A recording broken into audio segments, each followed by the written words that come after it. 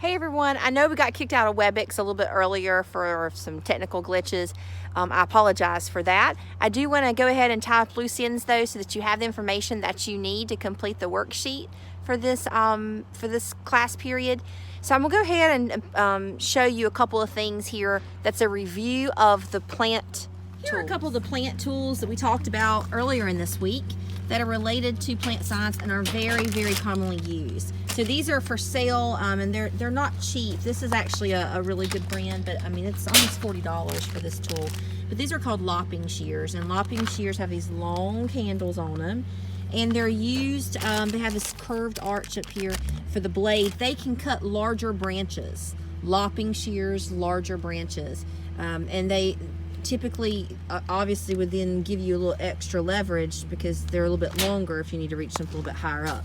Sitting next to it for comparison here, these are hedge shears. Hedge shears, you see that there on the label. And you can see that they also are fairly large in size. Okay, these are pretty big in comparison with my hand. Okay. But they're flat and they have a different angle of cut, and we would use those, of course, if you were making like a hedge, which is like a living fence. Then you have these are kind of the go-to. This is what my grandpa would call your plant science tool version of WD-40 and duct tape. Anybody have a grandparent that jokes about that? You can fix anything with WD-40 and duct tape. That's a semi-joke, but these are not Felco's. That's the favorite brand if you're going to do a lot of work, but these are still a really good brand. They have the spring in the middle for spring action, and these would be used for pruning smaller things, shrubbery. Like right here, if I was going to prune this tree and I wanted to make it look pretty and have this, it doesn't always naturally grow in this pretty shape right here, folks.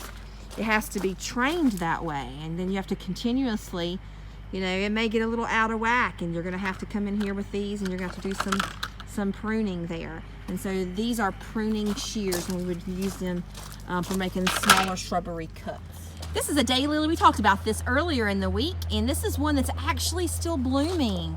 They said they just got this in. It came from a tropical area, and you can even see, if it'll focus on it, it's got a little pollinator, something that's walking around and enjoying. But inside, folks, look at that. Look at that.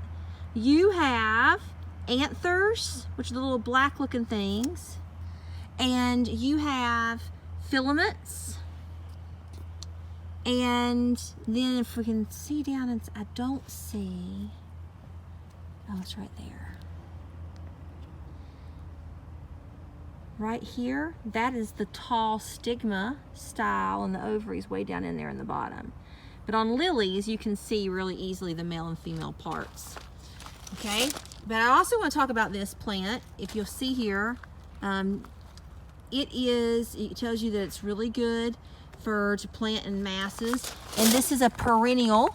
Okay, it's a repeat bloomer there, and this one is an example. We would use this for how do you propagate and make new ones. You can see how it's in like little clumps. So you have like 3 main clumps here. One clump. You got another one that easily divides there, and then you got another easy third division right there.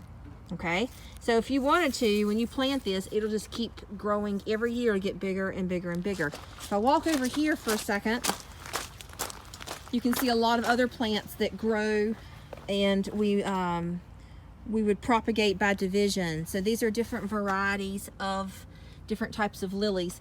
These lilies have already been cut back. You would actually come in here with some shears and you would cut back this growth. Like you can see, they cut this back right here because that's last year's growth, and they're getting ready for next spring's growth. It'll overwinter. You can see they've all cut them back perfectly. Okay, we're inside their tropical greenhouse here at Green Biz, and this greenhouse stays warm and very moist. You can feel it in here. It's pretty humid. There is their sign about please don't touch the Venus flytraps. I thought that was interesting since we just talked about that in class on Thursday. They've got a lot of neat little water features, some water plants like here for sale. Big old water fountain. But I wanted to show you, these are orchids, and orchids are a really cool plant I always like to share with my freshman students in the Ag Apps class. And that's also orchids. Look at that beautiful, that's a beautiful orchid. There's a couple different varieties of orchids. Gosh, that's beautiful. And they all are similar, but they grow a little bit different. But here's the cool thing. Orchids in the wild, and I thought I saw one over here. Yeah. Okay, they would grow just like this is.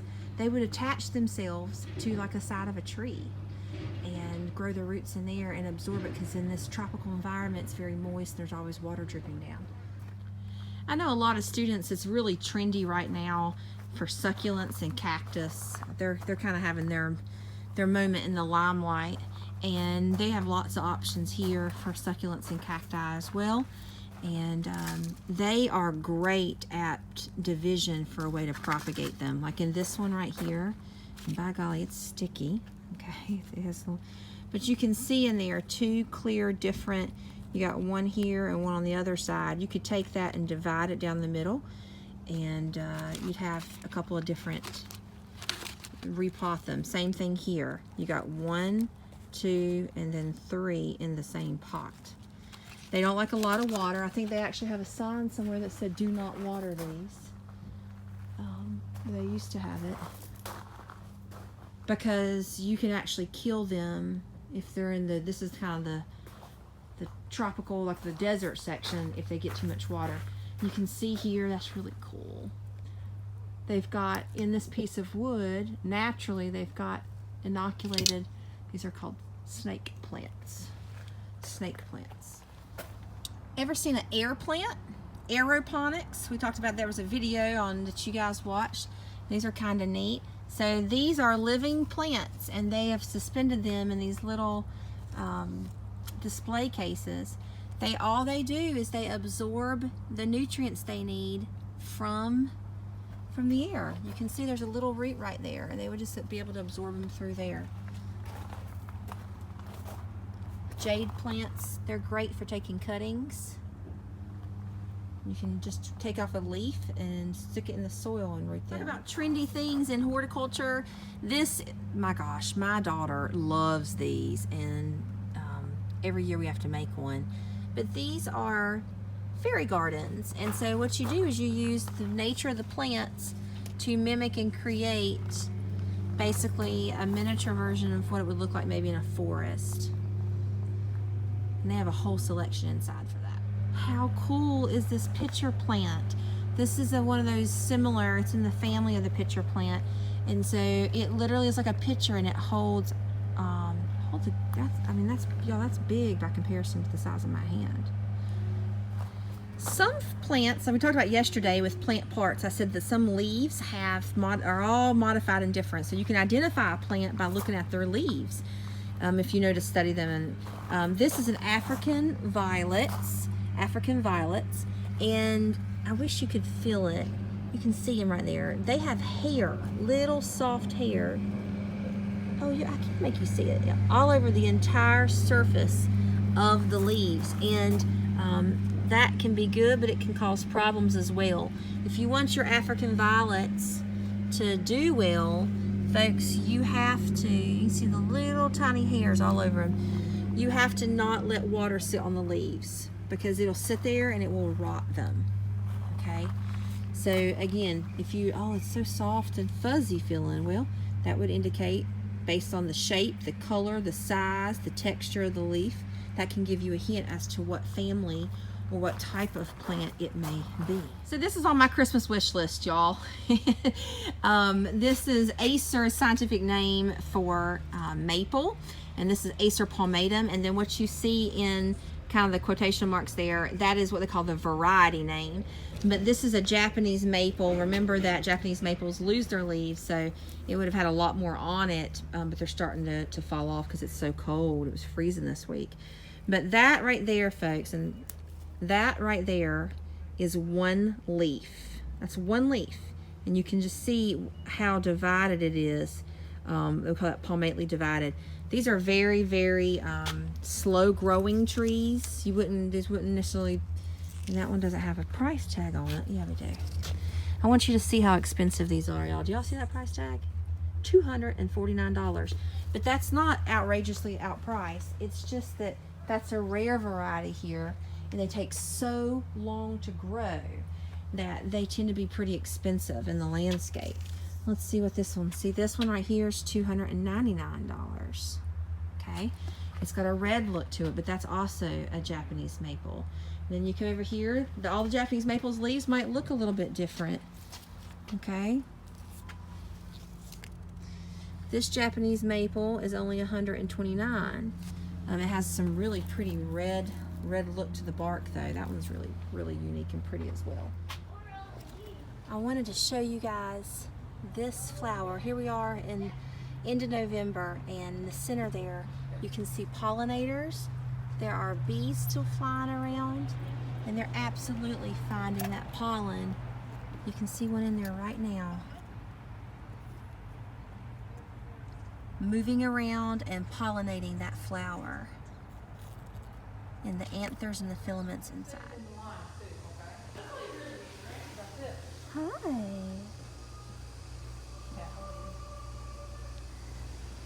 So you can see in here, so that you can answer the top of your chart, they have lots of different things like birdhouses, mats, pillows for your outside, and then beautiful, all kinds of different pots. You guys on the succulent kick? These would make really cute succulent holders. You can see all kinds of different types of bluebird of different houses and feeders.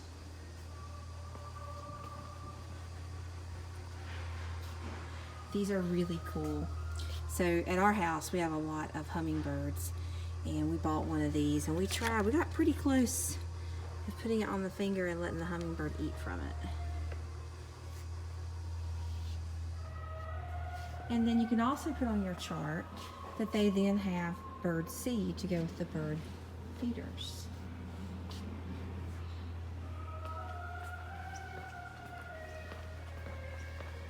A little virtual tour. More pots, funny faces. Those would be really cool for succulents too. Flags, all kinds of flags. And even wind chimes. We talked about the different types of plants and different types of soils. And so I think right here is really neat to see that cactus and succulents need a very specific type of soil, whereas your African violets need different types. And then you can even get earthworm castings to add to your soil. Promotes all kinds of good root growth and fertilizer. And then down here is a million other different amendments or changes to the soil. So you got for roses, and this is kind of crazy. Did you know that bat guano, which is basically bat poop, is a fantastic natural organic fertilizer?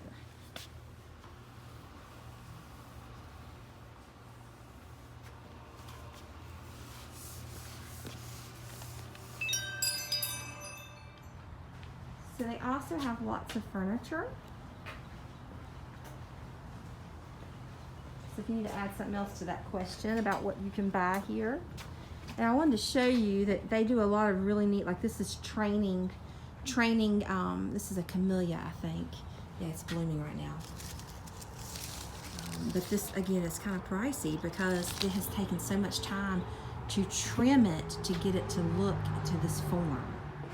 Class, we also talked about woody versus herbaceous stems. This is a woody stem, okay? This is an evergreen. This is gonna be able to handle the 30-degree weather we just had the last 2 days, and it's not gonna die. Look at all their Christmas trees they got ready to sell. But you come in here, and these are not woody, okay?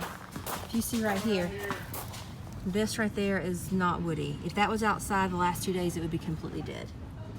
And this right here is like the rage in horticulture. All of a sudden it's super trendy and everyone wants one. Look, that little plant right there is $37 because they're that trendy right now. Swiss cheese, philodendron.